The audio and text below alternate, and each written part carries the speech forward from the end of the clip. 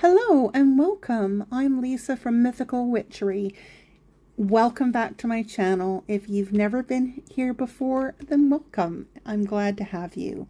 Today I'm going to be doing a side-by-side comparison of the Rider-Waite-Smith Tarot and the Tarot of the New Vision. I will be putting timestamps in the description box, so if you want to skip ahead to the Major Arcana or one of the suits, or to the shuffle, or to my final thoughts at the end, please feel free. Otherwise, enjoy this walkthrough. So, of course, looking at the standard Rider-Waite-Smith or Rider-Waite, it's in a standard tuck box. Don't need to talk about this too much, as most people are quite familiar with this. Cards comes with a very small little white book, and I'm just going to put those aside at the moment. The Tarot of the New Vision is published by Lo Scarabeo. This is by, I'm going to say this wrong, I know it, Giordano Berti and Tiberio Gonard, with artwork by Gianluca and Raul Sestaro. I hope it was close. So this is, as you can see, it's quite a large, glossy box. It is two-piece. This is the back. We'll just have a look at this. What mysteries hide behind the throne of the High Priestess? Who follows the chariot of the victor? What is the fool looking at on the edge of the cliff? The Tarot of the New Vision offers a unique point of view. Enter inside the image and invert the perspective, discovering what has been concealed until now. View the world through the eyes of the Tarot's characters and reveal the secrets hidden in the places unexplored up until now of the Arcana. New Vision corresponds to a greater spiritual understanding of the teachings concealed in the initiatory path of the cards. A powerful tarot deck and complete in-depth companion book for beginners and experts alike. So I paid £27 for this. I cannot tell you what this sells for in America or Canada, but I'm sure a quick search on Amazon would help you to find out. So, it doesn't have an easy opening box, but it does slide open quite easily. Nothing fancy inside. This is the guidebook, which we'll look at in a moment. And the cards are nestled inside this little, with a little ribbon. Anytime there's a ribbon, it's a bonus. So these are the backs, and I really like them. I think they're quite cool. It's got the Knight of Cups featured, and of course, fully reversible. Let's have a look at this guidebook to start with. So it's quite a good sized guidebook, as you can see. There are, including the bibliography, 159 pages.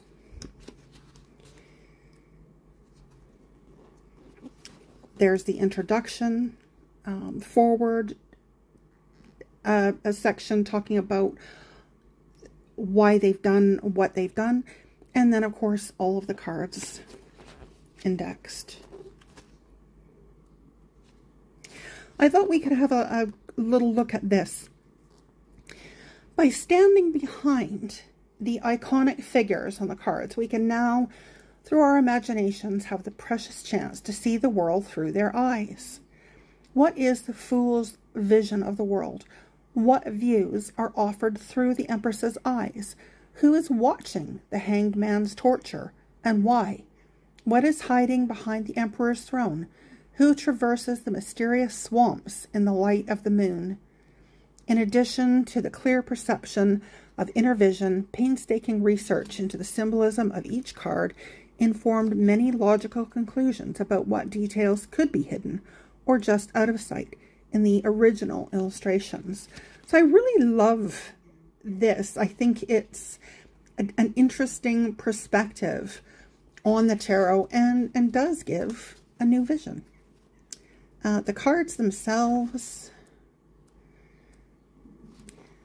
there's a small picture of the card and then quite an extensive write-up. There's a discussion of the instruments that they're holding or the tools that they have, other things that you can see in the card, the meanings behind that, opposition meanings or reversed meanings. So it's quite extensive. When we get to near the end of the book, there's a section on divination and awareness, how to use the tarot for divination, diviner's ethics, of course that's subjective, general rules for interpreting, again, subjective. I hate the word rules. I think rules are up to interpretation in a lot of cases. Anyways, there are then a lot of spreads, a lot. You can see there's a 4-card spread, a 5-card spread, another 4-card spread, a 7-card spread, a 6-card spread, another 7, another 7, an 8, a 10, a 12, another 7, an 8. So you're getting the idea. There's a 7. There's a lot of spreads in here. This is a fantastic resource. Even if you didn't use these cards for anything other than the book itself is definitely worth it. So let's compare these cards.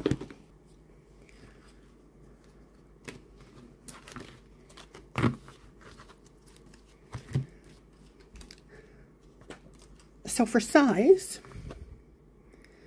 they are just a little bit different. The Tarot of the New Vision is just slightly narrower, but it's about the same height. So I'm going to adjust my camera so we can have an overhead view and do a side-by-side.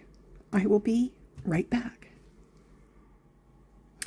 And starting with the Fool.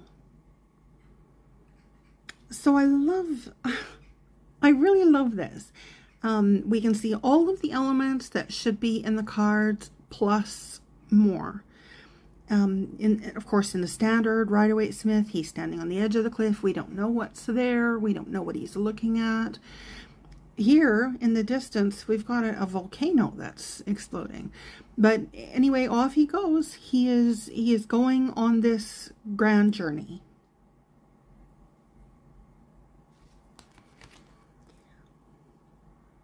The Magician, here, of course, he appears alone. And in this card, he's got quite a group of people listening to him. And this suggests all kinds of things that you might not otherwise think about when you're looking at this card. There's that little monkey hiding behind him. And the book discusses every single thing in these cards. So you don't have to look at this and wonder, what's that monkey doing there? Why is he doing that? The guidebook explains absolutely everything. I'm not going to go into what the guidebook says because it is so detailed. The High Priestess.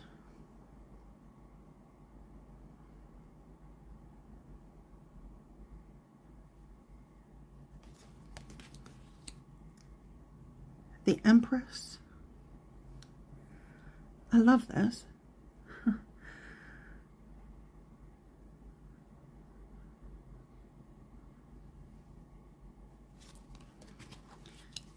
The Emperor.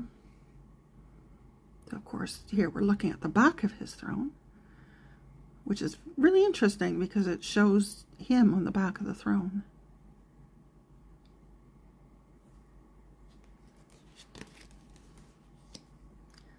the Hierophant,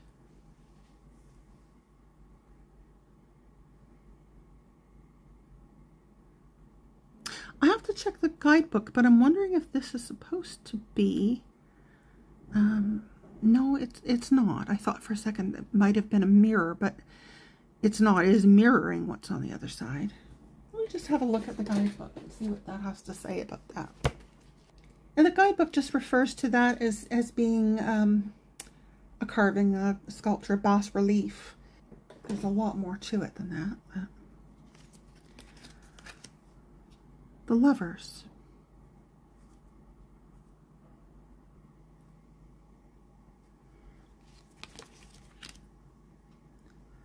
The Chariot.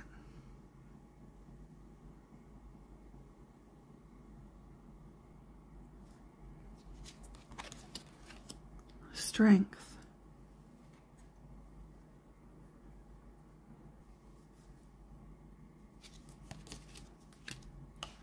The Hermit.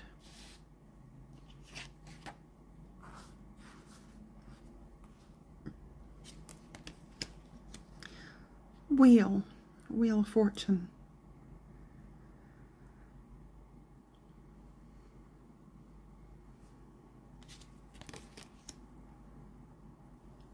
Justice. Oh, I love this. This is a reference. This is a reference to King Solomon when he was asked to judge the matter of, there were two women who came and said, this is my baby, no, this is my baby, and it was left to him to make a decision about who the baby belonged to. And what he ended up doing was saying that, I believe he said that the baby would be killed. Or, no, he said that the baby should be divided into two parts. And then each of the women could have half of the baby. And one of the women said, no, don't do that. She can have the baby. And he said, the baby is yours. You are the real mother. Because only the real mother would have made the sacrifice. So anyway, that's what this is behind. I think that's amazing, of course, because there's so much about the Temple of Solomon in these cards. And so to see how, because Solomon was a judge, this is, it just makes me think so much. I love this. It's a fantastic deck. Really makes you think. And here we have the Hanged Man. Look at all the people there mocking him.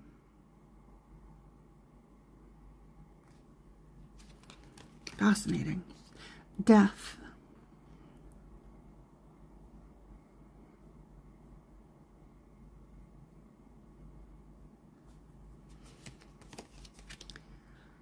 Temperance.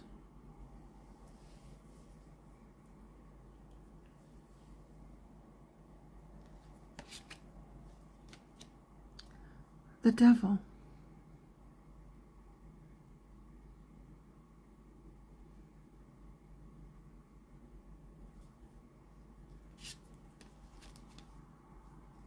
The Tower.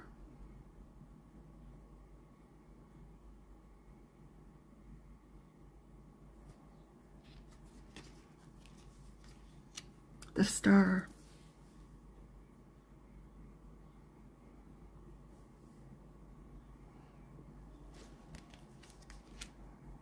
The Moon.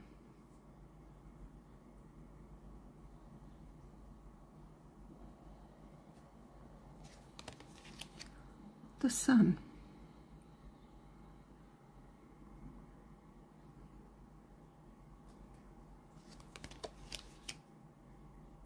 Judgment.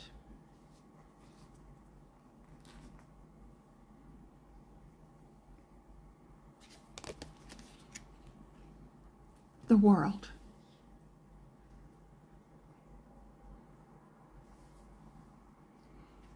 And moving into the minor arcana and starting with the Wands.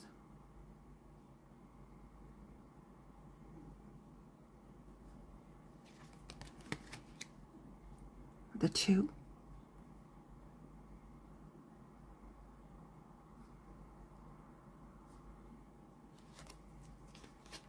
three,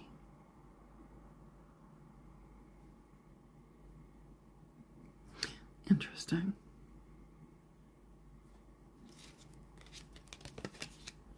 4,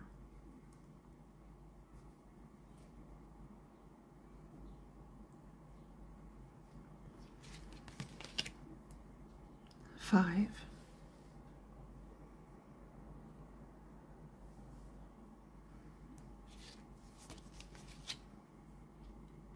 6,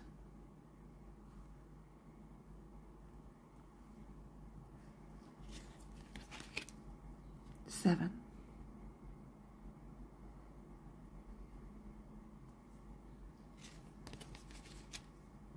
8,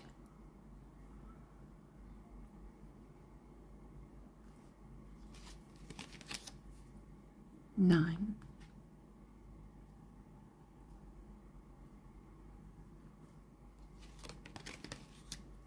10,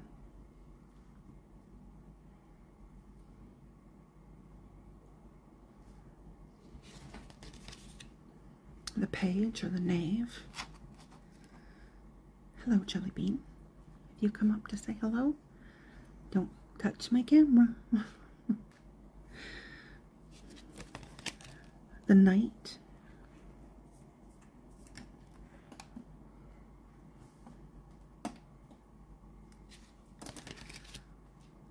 The Queen. Oh.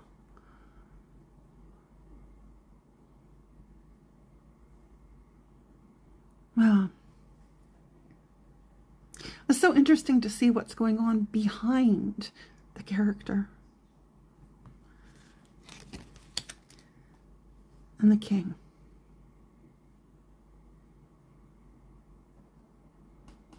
Interesting. And moving into the cups or the chalices. Careful there, buddy. Careful.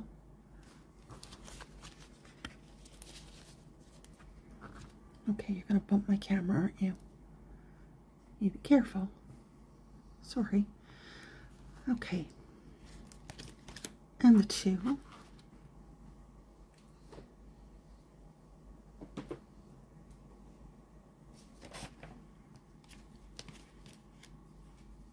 The 3.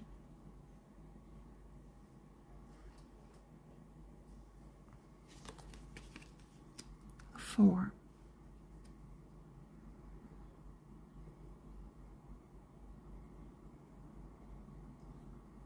Love that Pegasus there. 5. Oh gosh, it just adds so much to it when you're seeing this. You know, you can see his despair even more. You know, that they're walking away, they're having nothing to do with it. The 6. Oh, not the grandparents or the parents up there. The 7. Oh, look at this. She's like, oh my gosh. Oh, which one is he going to choose? Which one is he going to choose? The 8.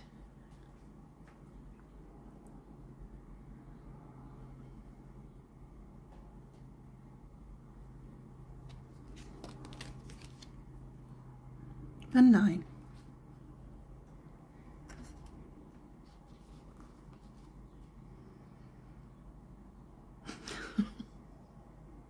All this going on behind. Brilliant. 10.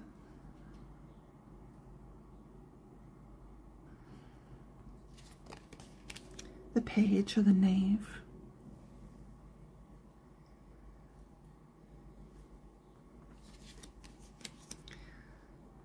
The Knight. I'm tempted to like get into the book with you about this, but it would end up being a 3-hour video. The Queen.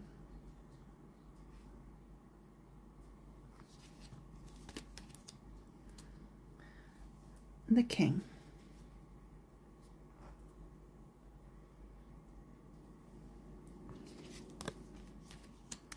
Moving into the swords with the ace.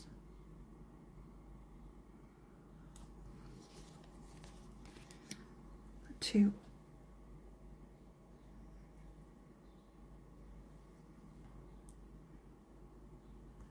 Very interesting. Three.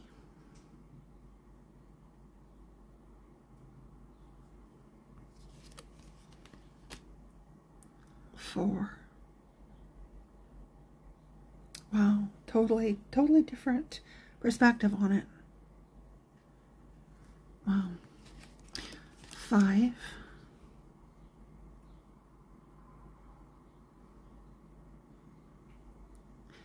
That.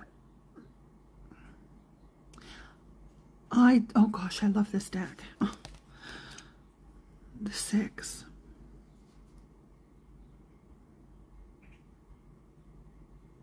I think it's eye-opening, really. Seven. And in some cards, there's not a lot of difference between them, but the difference is when they're there. The eight. Really, I think are very eye-opening. Definitely gives you a different perspective. The Nine of Swords.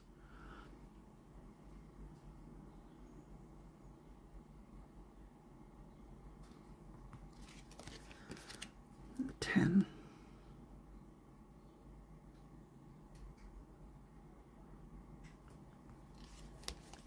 The Page or the Knave.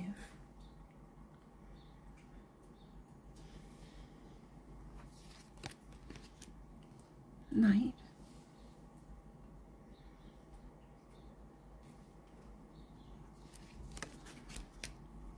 The Queen.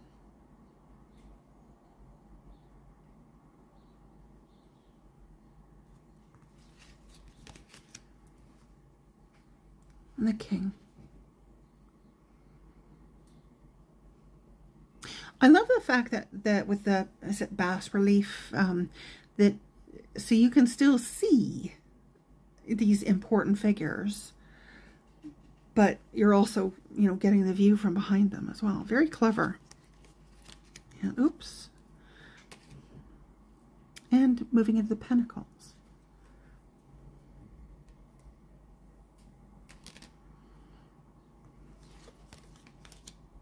The 2.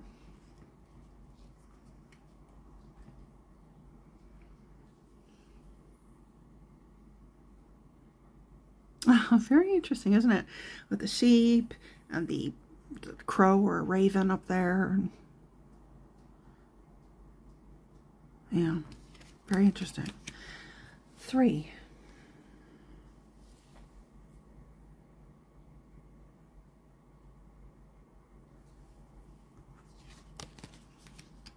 Four.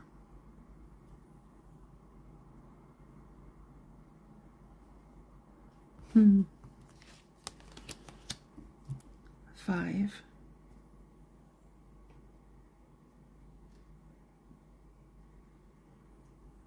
So that's a view from inside the church. Wow. 6.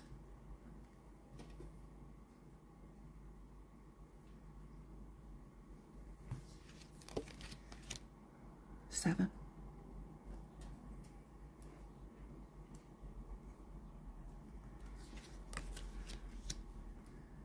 8.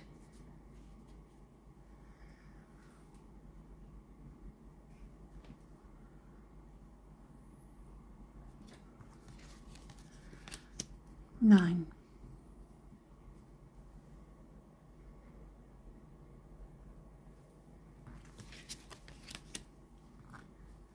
10.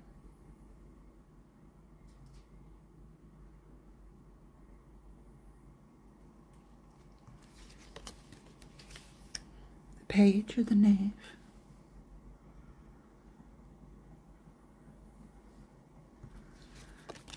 The Knight.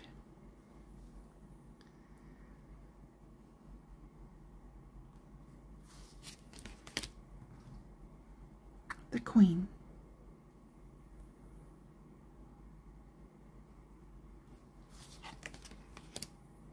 and the King.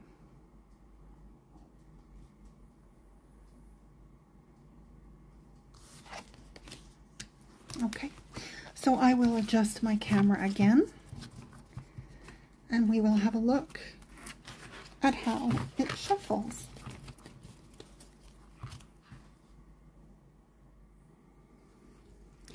So the cards, as you can see, are a very glossy stock.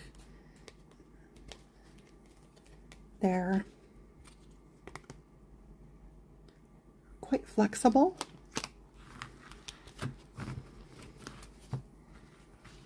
They fan pretty nicely. And let's see how they shuffle. Let's see how my arthritis is today. Whether or not I can riffle shuffle.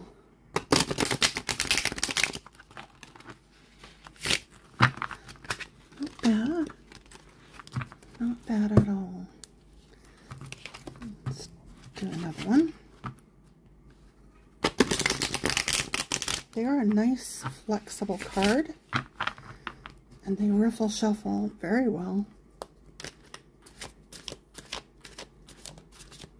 Overhand nicely. Cards don't stick together. They are a little slippery, but you'd expect that.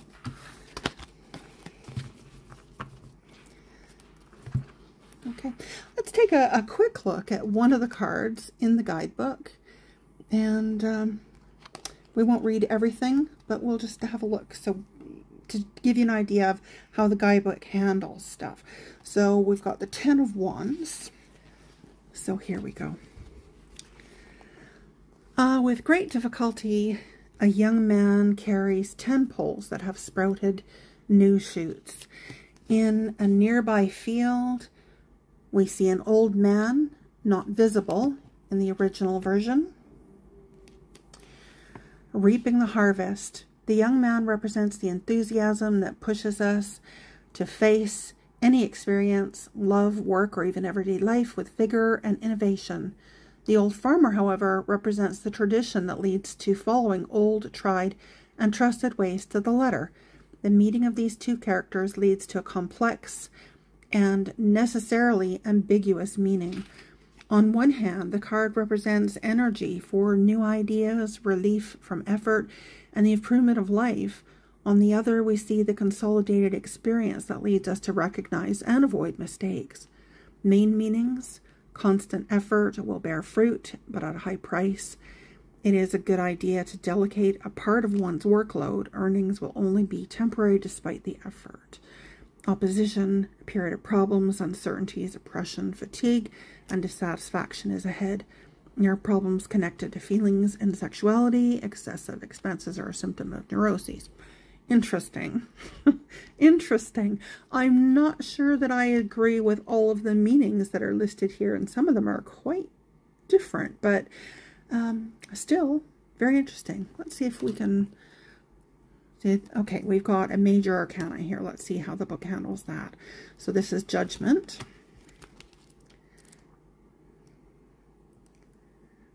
So, Judgment.